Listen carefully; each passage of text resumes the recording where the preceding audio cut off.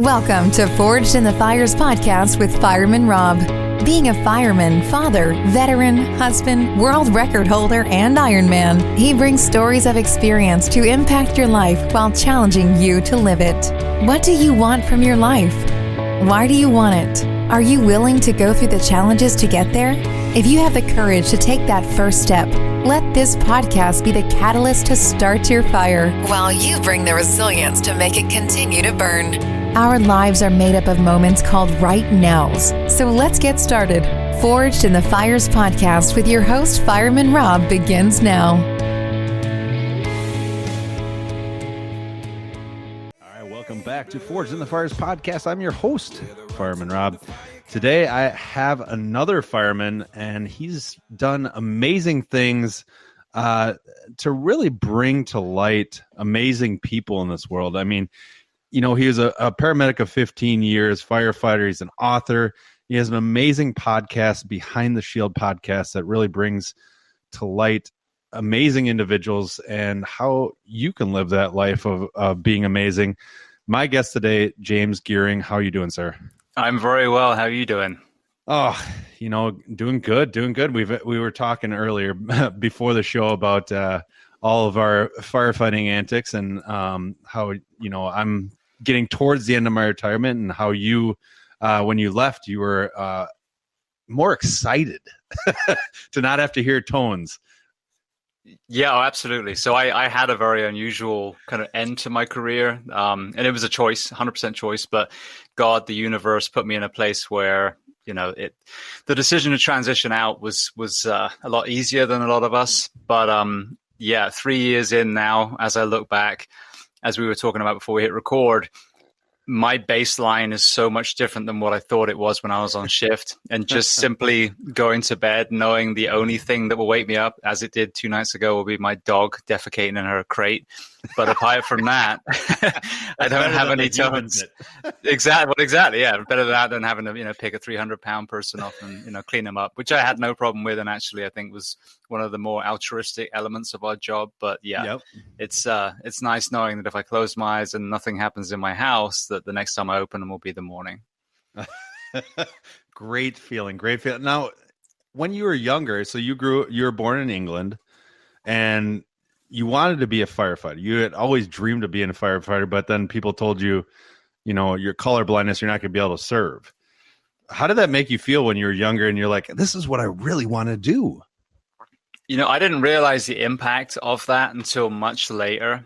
But when you have a burning desire and it's taken away, and, you know, we talked before we started recording, I mean, we've got people that we have both had or I'm about to have that, you know, have lost limbs, that have been horrifically burned, had all these challenges that did overcome it. But color blindness or, you know, or vision or, you know, whatever it is, height, weight, there's a lot of people out there that they dreamed of becoming a certain career, becoming a certain profession, and then that they were just told by a person in a white coat with a stethoscope slung around their neck that they couldn't do it for a ridiculous reason.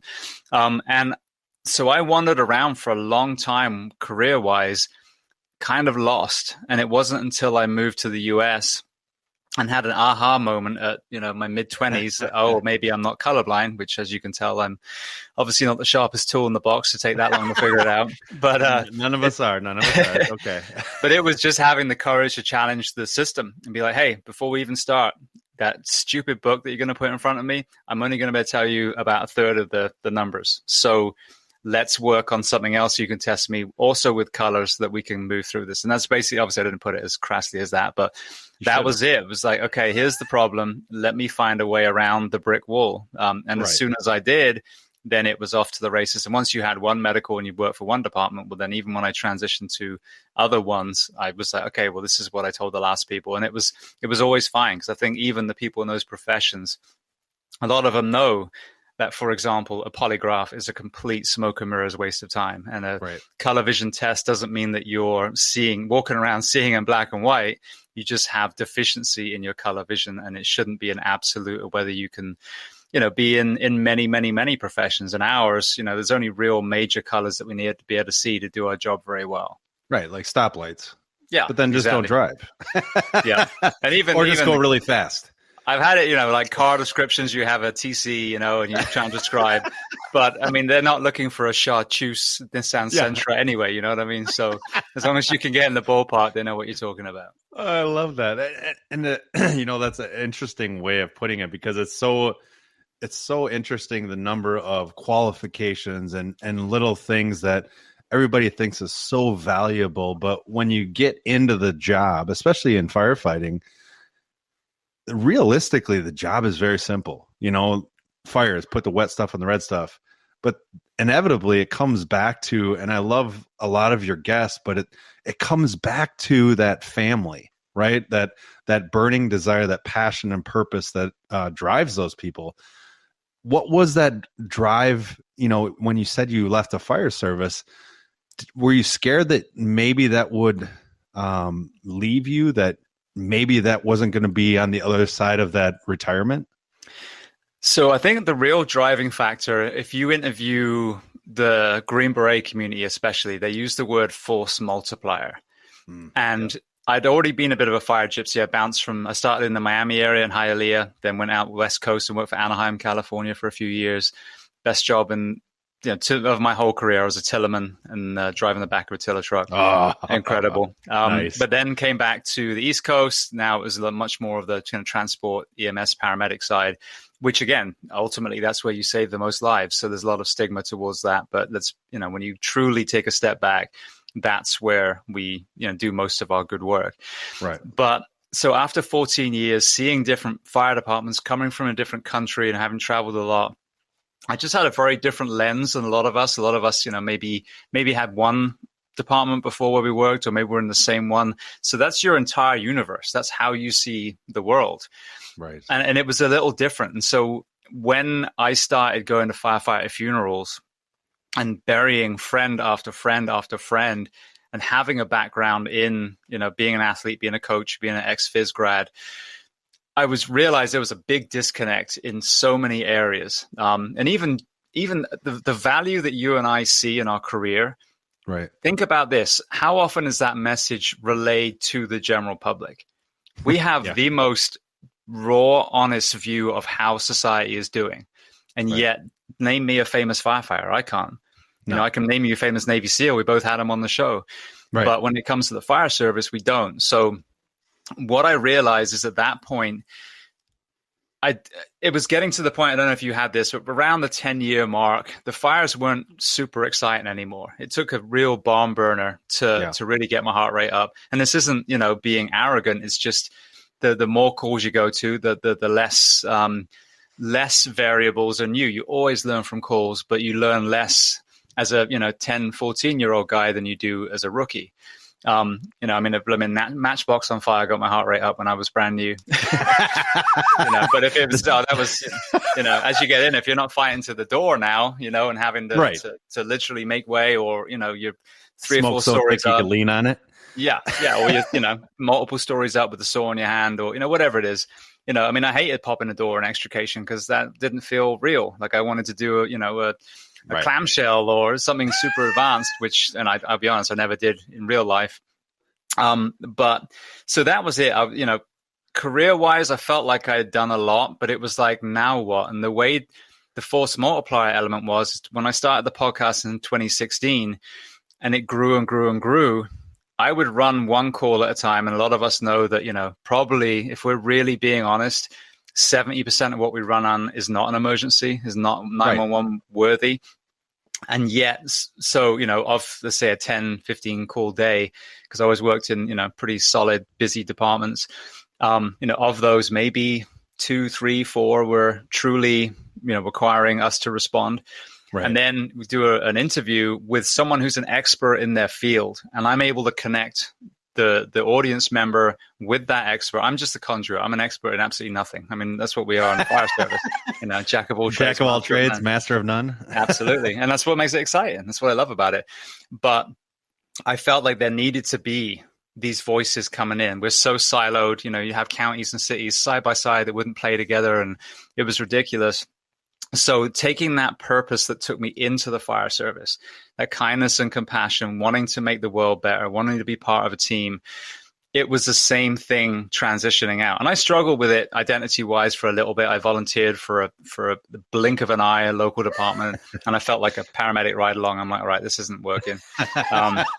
But, so the ego definitely took a hit because I wasn't wearing what I call the magic trousers. You're right. Ugly, you put on the firefighter pants, the bunker pants, and all of a sudden they think something makes you sleepy. Yeah.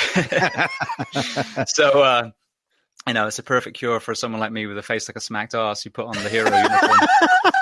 But so I transitioned out, and that was it. Waking up every day and realizing that it's not, you're not running on calls. But even, again, being honest, how often in a month do we actually throw on bunker gear and truly respond to, an entrapment, a structure fire, something, even, the cardiac arrest, some of the true emergent calls. It's not as often as we hoped. And even in my very short career, I saw a decline in the number of fires that we had. Anaheim, I was very lucky. I was a black cloud and we burned and burned and burned. But, as I progressed through, this is a good thing. Houses are getting safer, cars are getting safer, and more people were just self-extricating. Yeah. So by that point, it was more the proactive side. I had this kind of paradox where I would come off shift, working whatever and having all these people in the back of the rescue, and maybe my face was the last thing they see, which is heartbreaking. And then I go to the gym and it's the proactive side. So that was reactive. And now in coaching in the gym is like, I don't want any of you people to end up in that position. And so the lean then became more proactive, the same way that they haven't had a multiple fatality school fire in forever because fire prevention is so good now. Right. I wanted to do that on the wellness side. So the purpose is exactly the same. And once you get past the ego of not wearing the uniform anymore and not riding around in a big red truck, to me, I felt that personally at that point, with the history I had, I could ask the right questions to the true experts, bring them to the audience members. I could start pushing the needle on the prevention side. And so that was it. The mission is exactly the same. It's just the job description has changed now. I love that. And when you look at your guests, I mean, you've had over, what is it, 618 episodes. Yes. And it ranges from like Chuck Liddell to Josh Brolin to, you go to like just, I can't remember, Officer Keith or something. And it was just, you have such an eclectic and dynamic grouping of individuals. How did you come about and say, hey, these are the people that I'm going to pick to be able to interview to get their perspective? Well, I feel like, you have the same thing as well, because your guest list is quite diverse. And I think once you realize there are some great firefighter podcasts. Obviously, fire engineering is a perfect example. And leadership, operations, what should be in your pocket. Luckily now they're really starting to get into physical fitness and mental health. But when you look at it, usually it's people within our circle. It's within the fire service.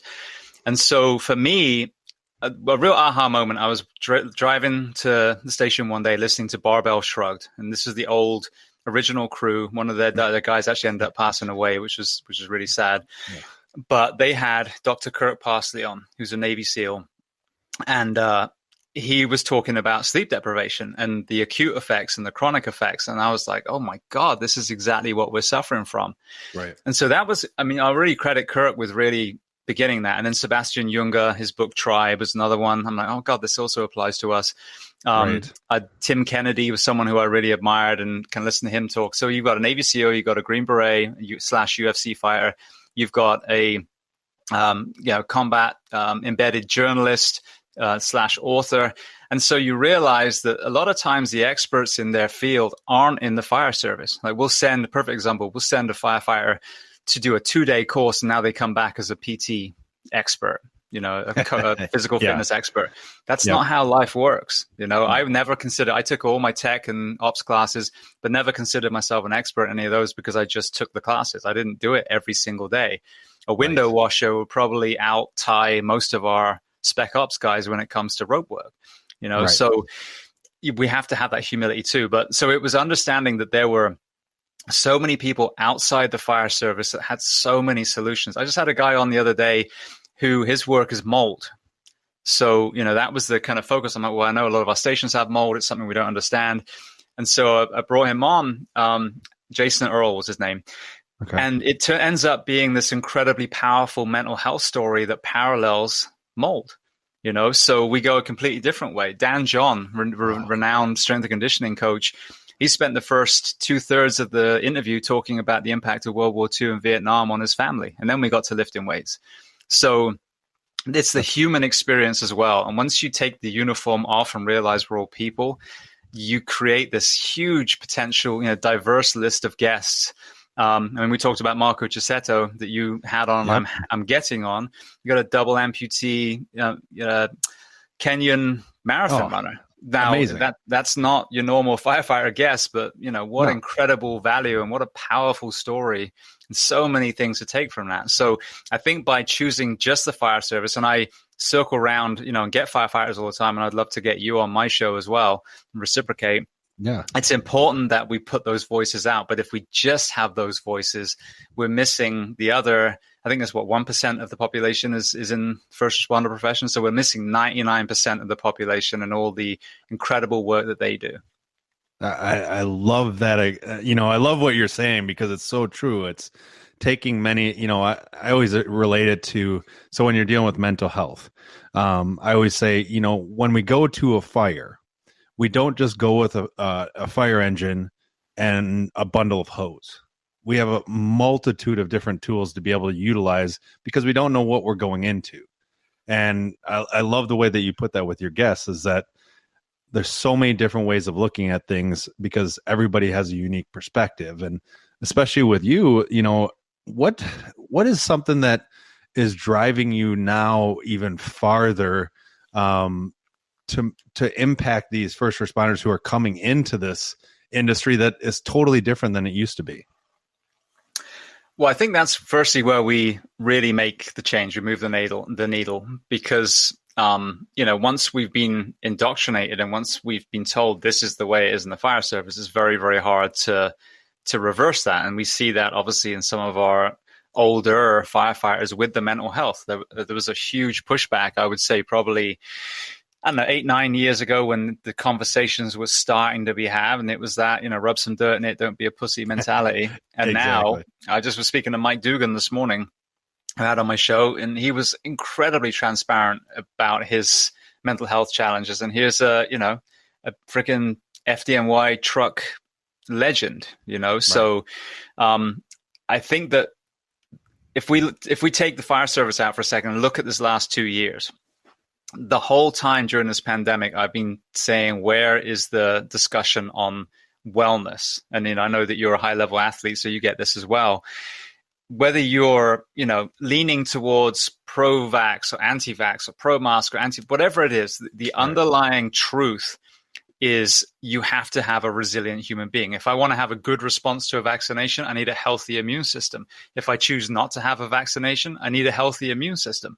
So we had an amazing opportunity to look at PE in our schools, how we feed our children, all these areas, so that their entry into the world is, this is how we should move, this is how we should eat. And it was completely disregarded by anyone that has any power. Right. And here we are 2 years later, now worried about Johnny Depp's freaking, divorce program and not learn anything about wellness, Right. And then sadly, abandoning the mental health conversation, here we are, you and I are speaking the day after a horrendous attack on an elementary school in Texas. Yeah, exactly. So to me, even though we want to try and change everyone who's already wearing the uniform, the perfect time to indoctrinate in a positive way is in our brand new firefighters. I mean, I talk a lot about the bar getting lower and lower and lower. We put that bar back physically where it should be. Right. A hose is a hose, a ladder is a ladder. Yeah. There should be no standards for certain genders or, any of that, because I know so many, incredible female firefighters that rose to that bar. And I know lots of men who didn't. So that, whole discussion is ridiculous. But with the mental health thing, I'll give you a perfect example of something that I kind of thought about recently. Having tested with 4 different professional fire departments, East and West Coast, that's 4 psych tests I've done. That's, I think, 3 polygraphs. The last one, I think, had a polygraph. And if you research polygraph, they're basically to freak you out so that you'll admit something. That's the only purpose. There's no real science behind it. Heart rate go up. Yeah. Yeah.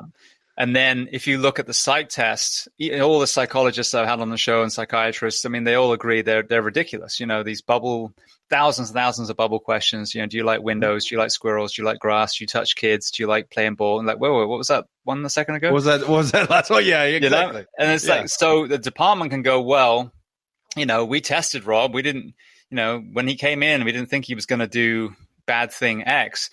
So instead of doing that, how about we take that same exact budget so you don't have to find a single penny. And as you put your probies through physical training, physical conditioning, and all their skills training, that in that, first year, they go through, let's say, 4 or 5 counseling sessions. Because the lesser known element is so many of us bring trauma into our profession before we ever pin that badge on our chest. So if you have trauma, like so many of us do, because some hurt people, some other hurt people want to protect people. But the problem is if they haven't addressed their trauma, that ultimately then could be an issue deeper into their career. So that would give them a chance to offset whatever they brought into the profession, which then becomes a strength once you process it. And also now you have a go-to counselor the moment you start having an issue, or let's say you even have a mandatory tune-up. I've heard people suggest like every 6 months or every year. 6 months would be even better. So you've used that same money, but you've done something proactive rather than just checking a box and washing your hands of a candidate because they, fell apart later in their career. So the front door is such an opportunity to put that bar back up, and then in return for asking the best of people, giving them the tools they need to thrive physically and mentally. I love that. And now here's the ultimate question, though, because you've been in the field and you've interviewed a ton of individuals who are in dynamic fields like that. Just like when I was in the Air Force, they try to stress you out in certain situations because you can't mimic mental trauma. You can't. It's hard to really understand how somebody's going to react, not just to the first incident, but to the culmination of all of the incidents that they're going through. What have you seen or heard from the individuals that you've interviewed on, in essence, preparing them? Because like you're saying, prepare the rookies, but it's a super hard, that's a big hurdle to have, because it's, how is this person going to react? Because we had a call, this is kind of interesting, but we had a gentleman, one of our medics, they went through 3 different P&Bs, pulseless non-breathers. None of them, they couldn't bring any of the 3 back. And this is in one day. And then they went to a call where a dog got hit by a car and he lost it. And you're sitting here going, well, those people didn't make you emotional? And so what have you heard from the individuals to be able to help with that long term? Well, firstly, you're speaking to the right person, because I never had a code save in 14 years. I was the black cloud from that one. Yeah. So when for example, my very first call as a medic was a taxi plowed into 2 pedestrians at 50 miles an hour. So I had to call, one of the 2. That was my very first call. I had the GI bleeds. In the box? Yes. Yeah. Oh. As the lead medic, I had GI bleeds. I had the AAAs. I had, the aneurysms, all these people, most of which the codes went really well. Maybe everybody's happier out of the fire service. No, I'm just kidding. Probably. I mean, I always tell people, like, I did a lot of, pre-code saves, and it was awesome. But if I was the last one you saw and you went into cardiac arrest, I hate to tell you, but you're screwed. But think about that inability to save, that becomes a weight, because you and I, when we were in school, they're like, okay, well, if you do these compressions, these breaths, give these drugs, defibrillate this way, then, normally in your mega code, oh, congratulations, you have return of pulse. Well, that's not real life, No. So it is. And it may just be that he was 95% crushed and the dog was just that last thing. And, I've got 2 dogs sleeping outside right now while I'm doing this interview. If anything happened to them, I would be devastated. And maybe he, just lost one himself, and that reminded him. But again, I think it's, people use that analogy of the bucket overflowing. And I think in this case, that was probably, it was right at the top of the bucket. On that case, though, I wrote about this in the book. If you flip that analogy over, I prefer that way, because then it also addresses the addiction side. So imagine if you actually crave a full bucket. And then what happens is all the traumas that we have, whether it's childhood trauma, whether it's things that we see and do on the job, organizational stress, sleep deprivation, which is absolutely huge and very rarely talked about, that's punching holes in that bucket. So now it's starting to leak the feeling of wellness. And so now you've got two options. If you are clear-minded and, in a good place, you'll do some meditation, you'll get outside, you'll do some exercise, you'll eat well, you'll spend time with your family. And ultimately that will help plug some of the holes, and you'll be able to fill that with, the positive healing fluid. But now imagine it's leaking out, and either way, the body wants it full. Right. The bad side is that you start filling it with alcohol or opiates or porn or infidelity or gambling or social media use. And now, you appear like everything's okay, your bucket is full, but actually it's not, and then the worst, the ripple effects of those, the impact on your relationships and your finances then create more holes. And that's why we see so many of our men and women kind of spiraling into crisis. So I like the empty bucket analogy better than the full bucket. Oh, I love that. Actually, one of my therapists once told me, he said, the hard problem is Rob, think of it like you have a hole in front of you and you're taking dirt from behind you and you're filling that hole in front of you. But as soon as you take a step back, you fall into another hole. He's like, what if we could just fill those holes halfway? And so you'll fall in a little ways, but you'll be able to still get out of it.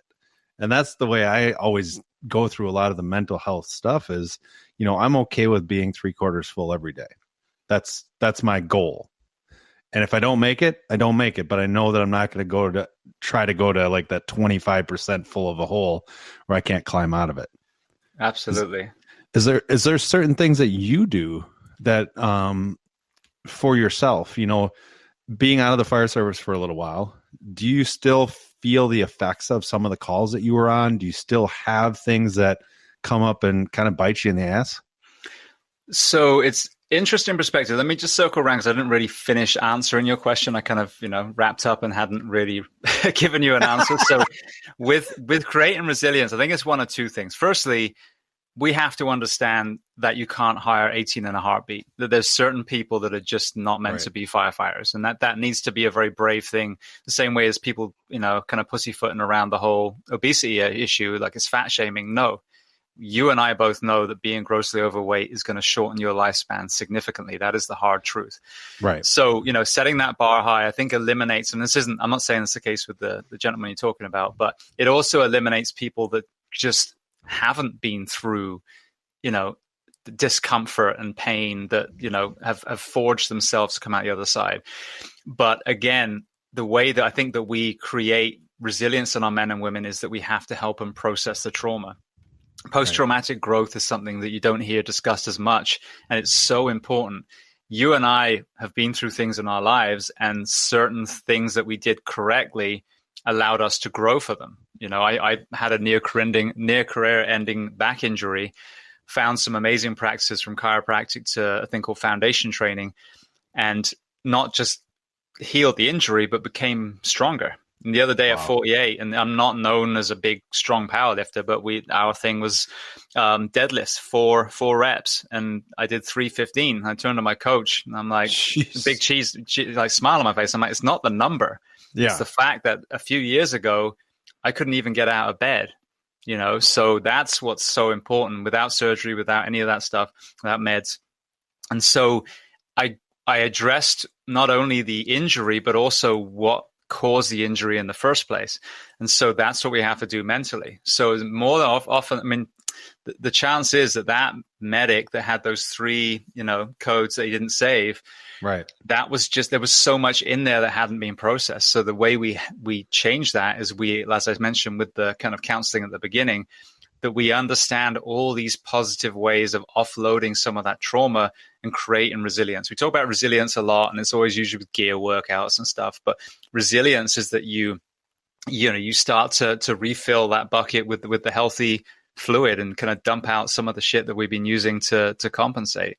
So, by having the opposite of what happened the last 2 years, where I heard firefighters were told to eat in different rooms and wear masks in the station and all this stuff, putting the dining room table back and that community and that brother and sisterhood, and having closeness in the family and having a fitness practice and a breathing practice and a meditation practice, whatever works for you, fishing and hiking and hunting, that is how that gentleman, as well as counseling if needed, will be able to go from trigger finger back down to, being able to deal with another fatality. Right.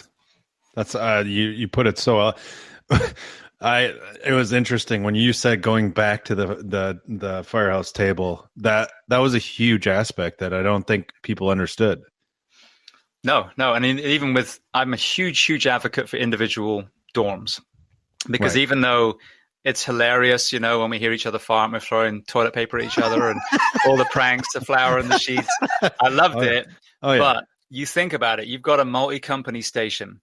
The insanity that you wake up the whole station for one cruise call, it's absolute madness. So I love that, when they do build new stations, the more progressive departments will have individual dorms for each crew, whether it's 2 or 4 or whatever it is, each vehicle. But as a crew member, we now have to understand that there's going to be a draw to just go hang out in your room. And you've got to be deliberate about being in your communal space, eating together, working out together, washing the rig together, so that you get that camaraderie. So what can be an incredibly progressive healing element when it comes to getting more sleep in the station can also bite you on the ass if you don't understand that the time together is invaluable. Right. There's so many factors. And I think that's, speaking with you today is amazing, because you brought to light so many different aspects of it. Is such a dynamic thing, and each individual has to take that ownership of their own life, of their, we always say, save yourself first. Right. And that really is what it comes down to. And I love the quote that you use from Bruce Lee that says, absorb what is useful, discard what is useless. That's so true, because each of us has to be that advocate in our own lives. Make sure you go to jamesgeering.com. It's James, GEERING.com. You can see his podcast. You can learn more about him. James, this has been an amazing podcast. I appreciate it. I needed this morning. It's been a great conversation. Like I said, I'd love to get you on and delve into your story, because I know you've got some incredible things that you've done along the way. And this is a great conversation. So I appreciate you inviting me on. Definitely. I always end the same way. So I've got 3 questions for you. Are you ready? I am. All right. Did you cheat? No, okay, but I good. I want to make sure. Living, so I should be good at this. Yeah, you've only done this 600 times. All right, so if you could go back to your 18-year-old self, and this will be interesting for you. If you could go back to your 18-year-old self and tell yourself one thing that you should change, what would that be? So the knee-jerk reaction would be challenge the color vision test. But if I'm completely honest, I don't know if I would have been ready to be a firefighter at 18 years old. So I think it would just be brave. Every amazing thing that's happened in my life has been after a moment of courage, whether it's filling in a form that for being an exchange counselor in an American summer camp, whether it's showing up to a stunt audition in Australia that took me to Japan ultimately, and then whether it was just finally saying, all right, I'm going to challenge this test. It's those moments of bravery, I think, that take you to some incredible places. And no time have I ever seen that challenged as much as this last couple of years, where people were scared and then that kind of, they froze. So understanding how empowering courage is, but also how terrifying courage is, being scared and doing it anyway. I would tell that 18-year-old kid just to be brave. I love that. And that stuntman thing, I read that and I was like, that's like that, that when you're talking about that psychology test, it's kind of the same thing when you throw stuntman into your resume. It's just like, what'd you just say? That had to be interesting, at least. Yeah, well, I still do it to this day. There's a Jason Bourne stunt show in Universal Studios in Orlando, which is an incredible show. They've got this new technology where you don't know if you're in a film, what's real, what's not. So I still do that because it's my side hustle. And I joke and say it makes me feel like I've still got my man card. So even though it's not, because it's so all you fake. do that. So you do that in Orlando, or you do that all over? Just in Orlando. Yeah, it's in Universal Studios, the park. Oh, I'm gonna have to come and razz you. Please. All right. So, second question here. So, like you were talking about, so many people are going through challenges in their life. They have dark moments. What would be two things that you would say start to incorporate these two things daily as a habit to continue to move forward in your life? So one, I just had a huge aha moment, and we talked about, were the things that I still struggle with. I never really had the images in my mind. What I struggled with was baseline, was clarity, was fogginess, feeling like I'm, underwater. And that's still to this day, 3 years, I'm still working on it. But I went on a cruise with my wife about 3 weeks ago, and it was incredible. And I left my damn phone in the room, barely touched it the whole time we were there. Had, the posts that I did for the podcast, I just posted everything before I left. So everything was automated. And I also read a book called Stolen Focus by a guy called Johan Hari, who I had on the show. And the whole point is that there are lots of things that pull out, distract us, pull our focus. Right. Social media is a huge one. Have you seen The Social Dilemma, the documentary? Yes, I have. It's incredible. That's so crazy. You look at sleep deprivation, you look at the work week, you look at, obviously our news channels are so damn toxic. You look at pollutants, whether it's in the air, in our food. I mean, there's all these things compounding. But the real aha for me was simply phones. They ding, they ping, they vibrate. And by putting that away, day 1, 2, I really struggled to read. And I was on a balcony, sailing through the Caribbean, so couldn't have a more idyllic setting. Yeah. By the midweek onwards, I could sit out there and I started, looking up, and my God, I read 80 pages, So first thing is honestly, look at your phone. When that phone says you had this amount of screen time, it got to the point where I'd be on a call on the way in the back, because I was always a firefighter. And, I'd pick up my phone en route, on the way back, on the way to the store, whatever, and I'd be messing with it. And I didn't realize, even though mine's very positive and I've got it groomed, just that distraction is massive. So the first thing, which is, very new for me, is put your phone away. Like, try and disconnect from that as much as possible.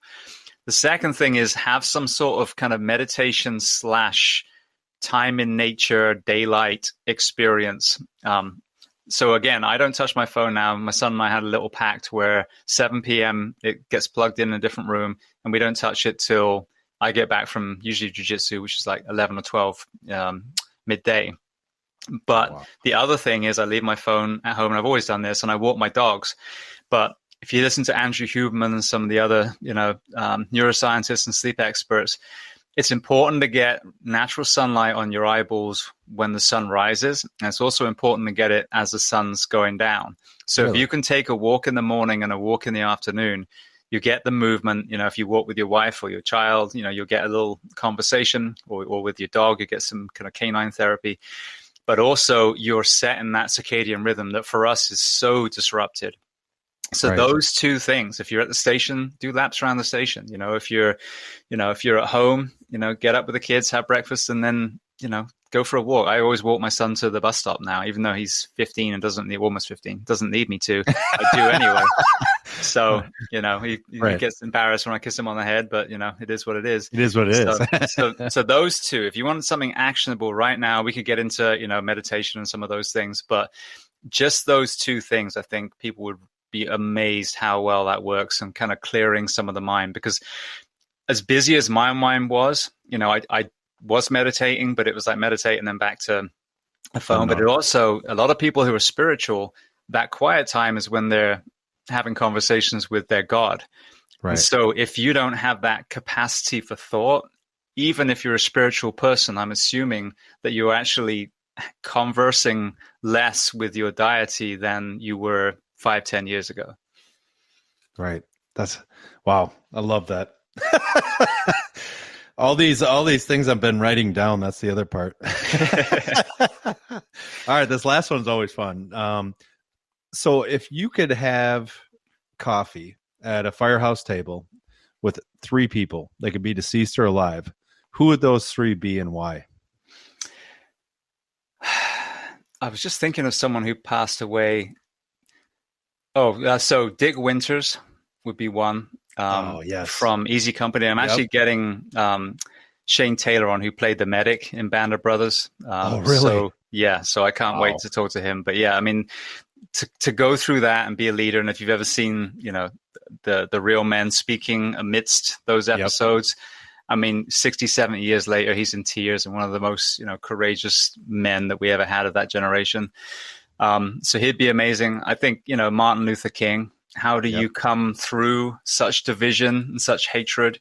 And, he wasn't a martyr. He wasn't an angel. None of us are. But, how do you lead through nonviolence? So that would have been amazing. And then Bruce Lee, if you look at not only his philosophy in the martial arts, but also in the training, he was such a student of the human body, and so progressive. I mean, what he was talking about then was ultimately what became mixed martial arts, and really a version of CrossFit or, high intensity interval training. So those three, I mean, God, imagine those three in a room. What a conversation that would be. Now here's always the ultimate question is who's the biggest coffee drinker of those three? Oh yeah. And who's bringing the donuts? I got a funny feeling Bruce is probably amped up on something. So yeah, he's probably the biggest caffeine abuser or caffeine family, whatever it was. I love it. Well, thank you so much for your time today, James. Make sure you go to jamesgeering.com. It's James, Geering.com. You can see his podcast, all sorts of things. He's got 600 episodes. You will just love each of those episodes. And like you said before, absorb what is useful, discard what is useless, make your days better. Thanks again, James. Thank you so much, Rob. Thanks for listening. We'll talk to you next time. Thanks for listening and supporting the Forged in the Fires podcast with Fireman Rob. Remember, don't forget to like and subscribe to this podcast, and please share this episode with a friend or family. To find out more about Fireman Rob or reach out about a question, go to www.firemanrob.com. Until next time, live your life forged in the fires.